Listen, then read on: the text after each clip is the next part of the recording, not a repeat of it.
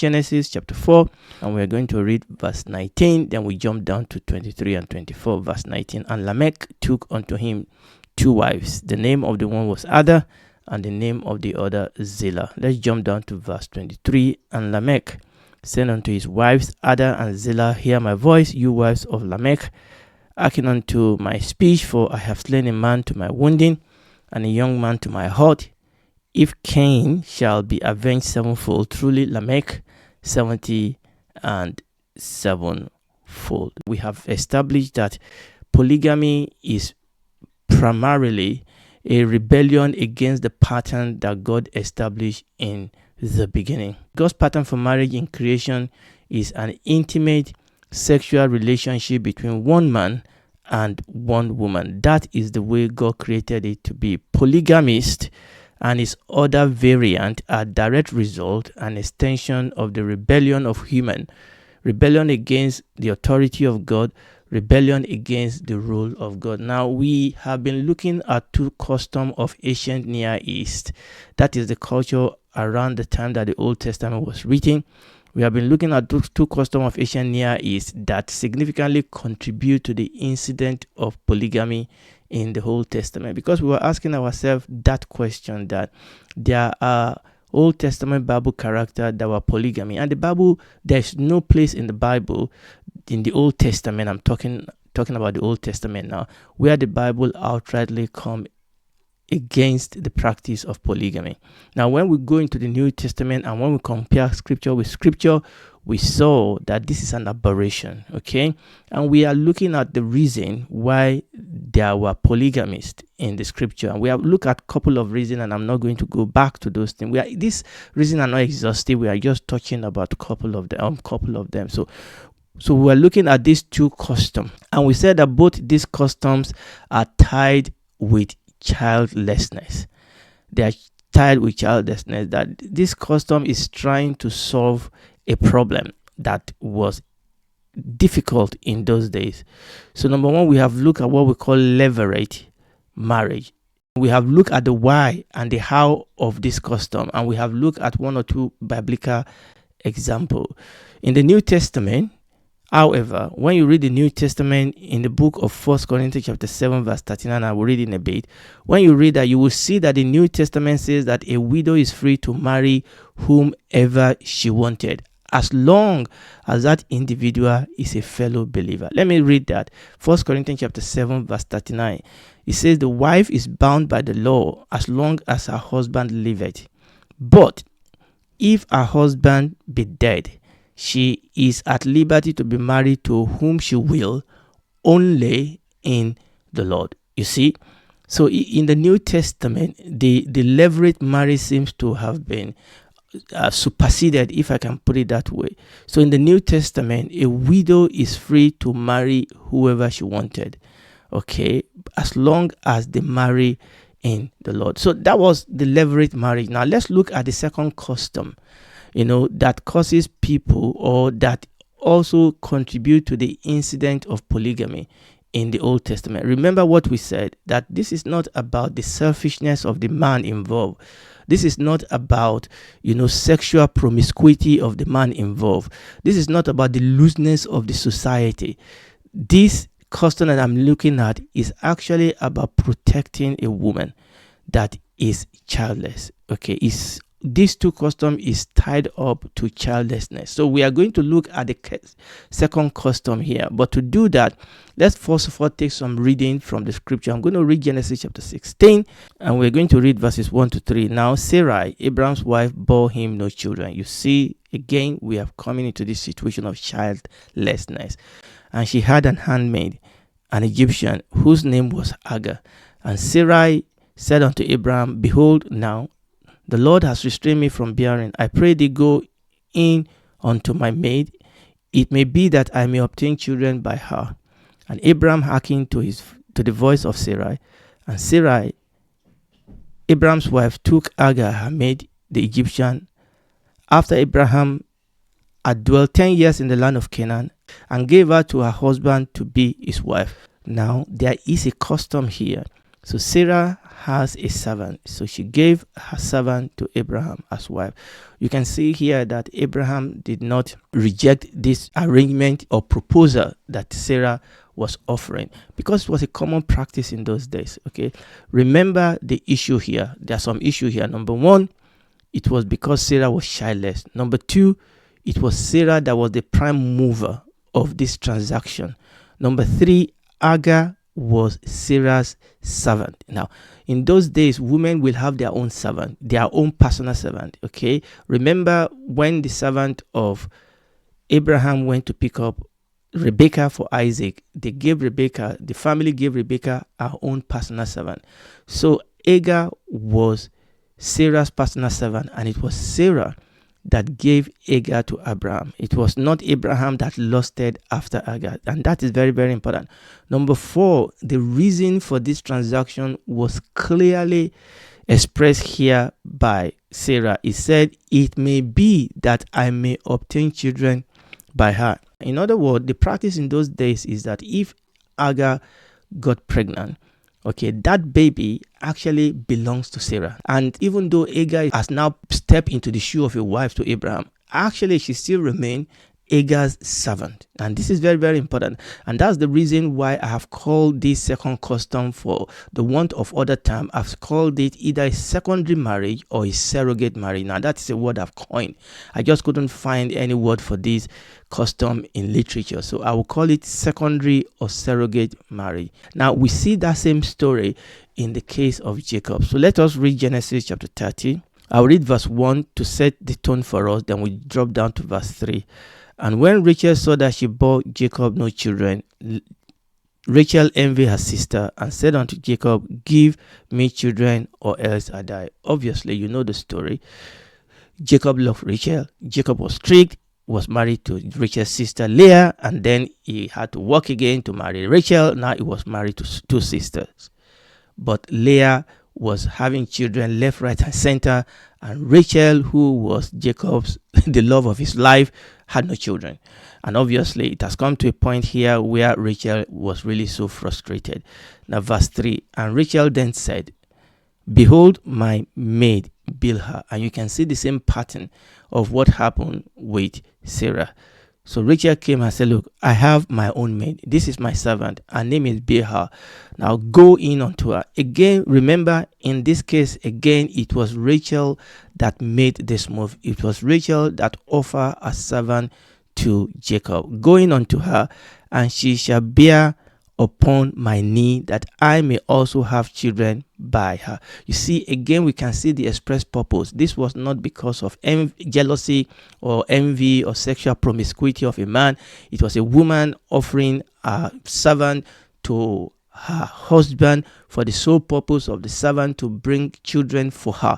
And this is again why we are calling this custom secondary marriage or surrogate marriage. Again, the purpose here is that any child that Bilhah, if she gets pregnant and she gives birth to children, technically those children actually belong to Rachel. Rachel is the one that will name those children. Verse 4, "And Rachel gave Jacob Bilhah, a handmaid wife, and Jacob had sexual relationship with her." In other words, and Jacob went in unto her, and Bilhah conceived and bore Jacob a son.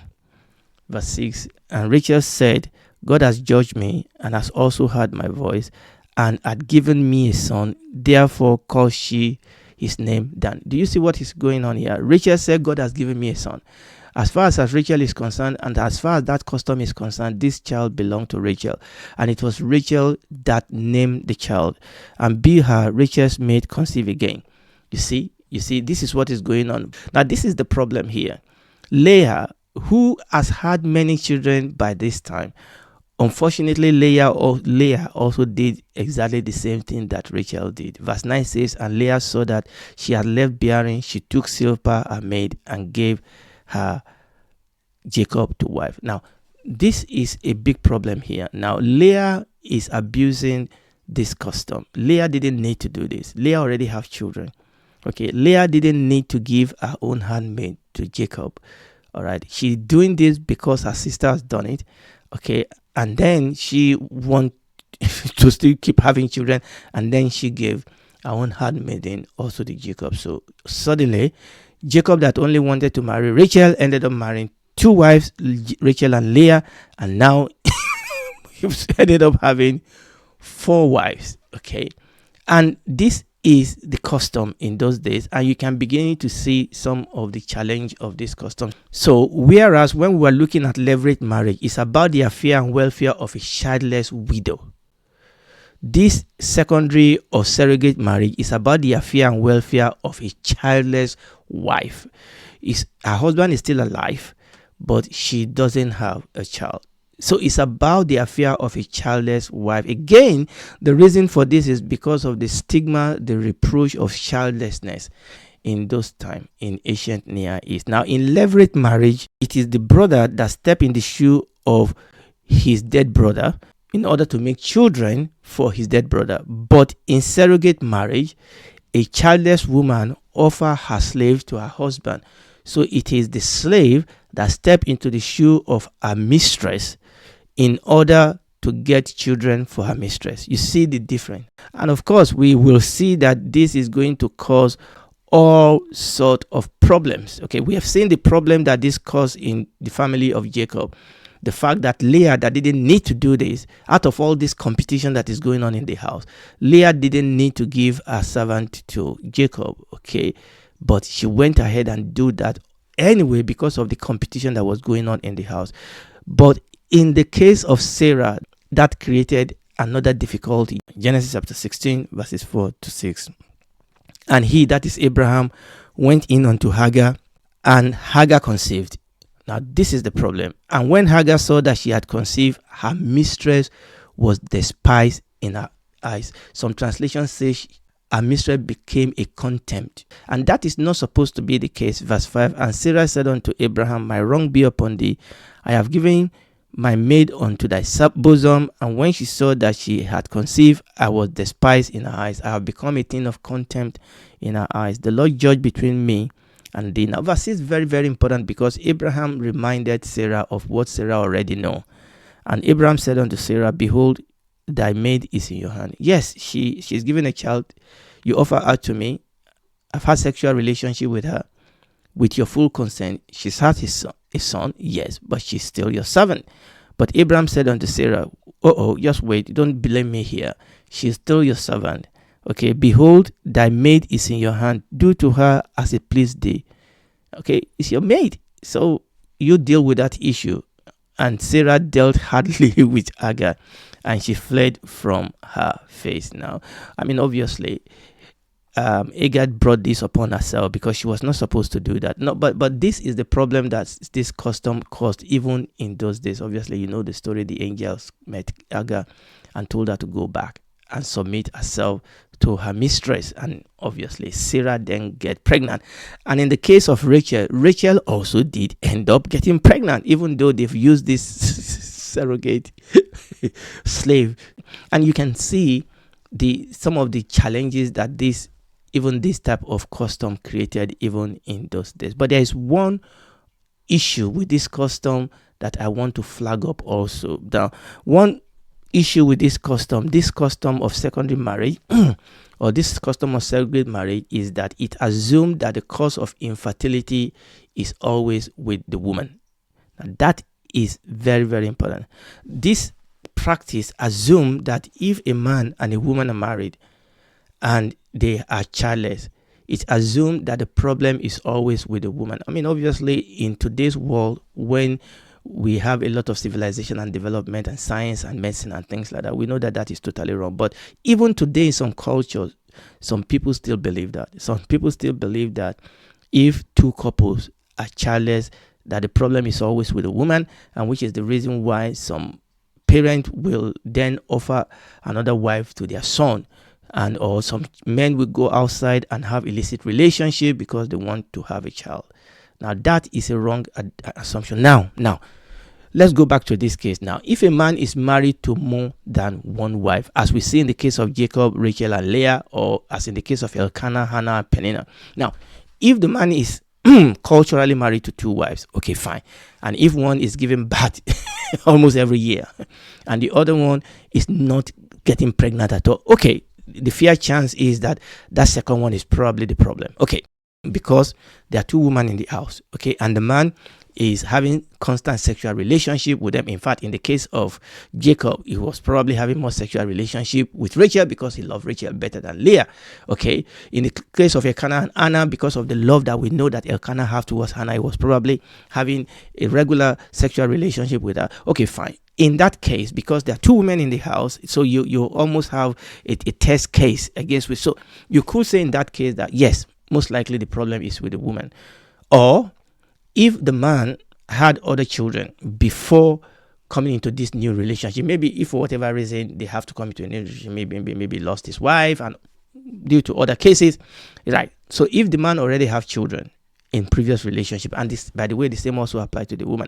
If the woman already have children from previous relationship and there has been no major life event that could have caused us to think that situation have changed. Now, if they're in a new relationship with another partner and they couldn't then get pregnant, yes, maybe you could then say maybe the likelihood is that the problem is with the partner who has never had children before. But in both these cases, even though we can say yes, the likelihood is that in both cases, the woman may not be infertile because there are other medical issues. They are rare. There are other medical issues that prevent perfectly normal man and woman that actually prevent those two individuals in particular to having children. Now, there are medical terms and issues and investigation that can be that can be done to try and see whether there are other issues going on. But invariably, most time is because there are physical or sometimes other issues that are causing the infertility. Okay, remember what we are doing here. We are looking at matter arising from this custom of surrogate marriage. Now, the reason I've drilled down to this is this point I'm going to make next, that in the case of infertility where there is only one man and one woman and both of them have no previous children, as in the case of Sarah and Abraham, the cause of infertility can be either way. The cause of infertility can be the man and the cause of infertility can be the woman. Unfortunately, down history and even today in many cultures, women have been wrongly blamed for childlessness in their marriage when sometimes the problem may be with the man all along, and that needs to change. Okay, and the good thing is that in our days that is fast changing. Now, while we are on this topic, and I've gone through all this just to make the fact I just made, but while we are on this topic, let us remind ourselves that it is the sperm of the man that determines the gender of the baby. Now, we've discussed this in the past, okay, because that is another problem in our culture, especially for many of us that come from developing world. Okay, if now some people want children, now some people that are having children are complaining that they only have girls, and I don't understand that. But what I'm saying is that it is not the woman, it is the sperm of the man that actually determine the sex of the baby. And we've discussed this. I have that chart, you remember, but let me just quickly summarize this. Now, the egg always have S chromosome. Okay, so there's a sense in which the chromosome or the egg of the woman is neutral. But for man, your sperm, there are two groups of sperm with respect to sex chromosomes. So there are some that are carrying the S chromosomes and there are some that are carrying the Y sex chromosome. So it is which one of this sperm that fertilize the neutral egg of the woman that actually determine the gender of the baby. So it is sheer ignorance to blame a woman for not having a male child. And by the way, I have to say sheer ignorance for anybody to even complain about the gender of their child in the first place. But it is even double sheer ignorance for anybody to blame the woman because they have only one particular gender and not the other. Okay, if anybody should be blamed, and I don't think anybody should be blamed, nobody should be blamed, but if anybody should be blamed, it should be the man. But let's go back on point to what we are talking about. We are looking at polygamy in the Old Testament, and the circumstances, the manner, and the culture that contributed to it. And this is the summary, okay? Because I've gone sideways here. So let me bring us back to point. The summary is that monogamy was God's pattern for marriage in the beginning, number one. Number two, polygamy at its root was a rebellion against God, his rule and authority. Number three, in the Old Testament, polygamy was endured or permitted, but it was not endorsed. And this is very, very important. In the Old Testament, yes, polygamy was endured. It was permitted, but it was not endorsed. It was not accredited as God's pattern for marriage. Now, over the years, polygamy has become acceptable in many, many cultures. But today, polygamy is illegal in many societies, but it's still accepted in some places, in some culture, in some religion of the world. Polygamy is still accepted. But in many, many cases, in many, many developed countries, okay, polygamy is actually illegal.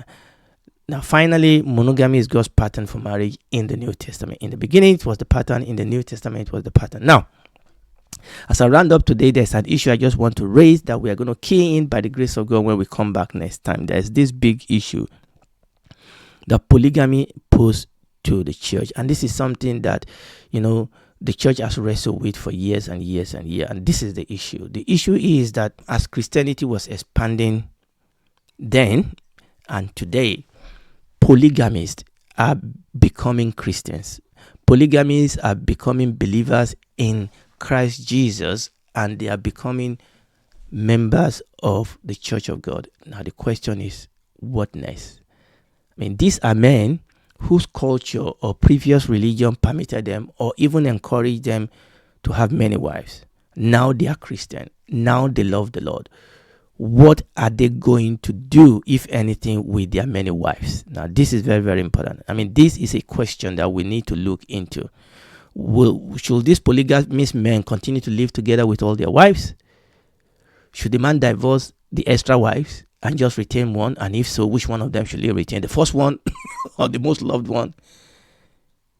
Should the man live away from all of them in a separate house and then just look after them in their own separate place? Or what about the children in this relationship? And you can see the conundrum and all sort of confusion that can arise from this type of thing. So we are going to look at this. Now, this is a serious issue, and I need to say that there are no easy answers here. But as ever, there are biblical principles that will help us to get some answers to this question. So we will start here next episode by the grace of God. Make sure you join us. And if you are listening to me, I want you to know that Jesus is Lord, God is real, heaven is real, and the end of the world will come sooner or later. This world, time, space, matter as we know it, will come to an end.